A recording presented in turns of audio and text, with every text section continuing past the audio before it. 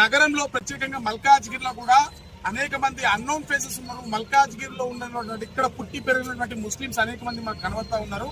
మరి వీటిపైన చర్యలు చేపట్టాలి. వీళ్ళు ఎక్కడి నుంచి వస్తున్నారు, మరి వీళ్ళకి ఆధార్ కార్డులు, పాస్పోర్ట్లు, లేకపోతే డ్రైవింగ్ లైసెన్స్లు, ఓటర్ ఐడీలు ఏ విధంగా వస్తున్నాయి, వాళ్ళు ఇక్కడ పౌరులుగా ఏ విధంగా చలామణి అవుతున్నారని దానిపైన ప్రత్యేక దర్యాప్తు జరిగించాలని చెప్పి గత 3 సంవత్సరాలుగా మేము మరి చెప్తానే ఉన్నాం. అది ఈ రోజు మరి ప్రపంచం మొత్తం కూడా తెలిసింది.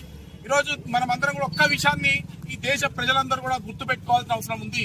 అటువైపు బోర్డర్ లో భారత ఆర్మీ ప్రాణాలను పరంగా పెట్టి ఏ విధంగా పోరాటం చేస్తుందో ఆ పోరాటం 100% సఫలీకృతం కావాలంటే భారతదేశంలో ఉన్న భారతీయులందరూ కూడా, అది ముస్లింలు కానీ, క్రిస్టియన్లు కానీ, హిందువులు కానీ, భారతీయులందరూ కూడా ఏకతాటి పైకి వచ్చి వీళ్ళందరూ కూడా ఇక్కడ మన దేశం కాని వాళ్ళు ఎవరైతే ఉన్నారో ఈ రోహింగ్యాలు, అంటే మీరు ఎంత జాగ్రత్తగా గమనించాలంటే ఈరోజు చెత్త ఎత్తేటువంటి సిస్టమ్ కంప్లీట్ గా రోహింగ్యాల చేతిలో ఉంది.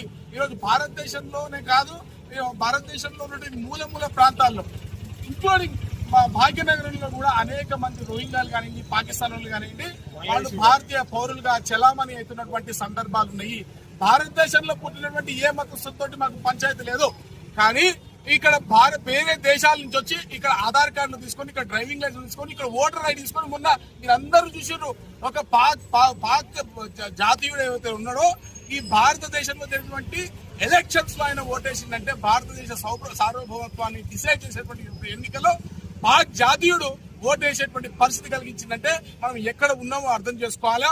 ముఖ్యంగా భాగ్యనగరంలోనే ఉగ్రవాద లింక్స్ అన్ని కూడా వెల్లుతున్నాయి. ఇక్కడ జిహెచ్ఎంసీ చేతగాంతనం వల్ల అనేక బర్త్ అండ్ డెత్ సర్టిఫికేట్లు ఇక్కడ సౌత్ జోన్ లో ముఖ్యంగా కేవలం ఒక ప్రాంతంలోంచే బోకస్ సర్టిఫికేట్లు బయటకు వచ్చి వాటి ద్వారా పాస్పోర్ట్లు, ఓటర్ ఐడీలు, ఆధార్కు, రోహింగ్యాలకు, లేకపోతే పాకిస్తాన్ టెర్రరిస్టులు కూడా దాంట్లో అనేక మంది ఉండేటువంటి అవకాశం కూడా ఉంటుంది. కాబట్టి దీనిపైన ఇప్పటివరకు చర్య తీసుకోవాలి. మేము డిమాండ్ చేస్తూ ఉన్నాము.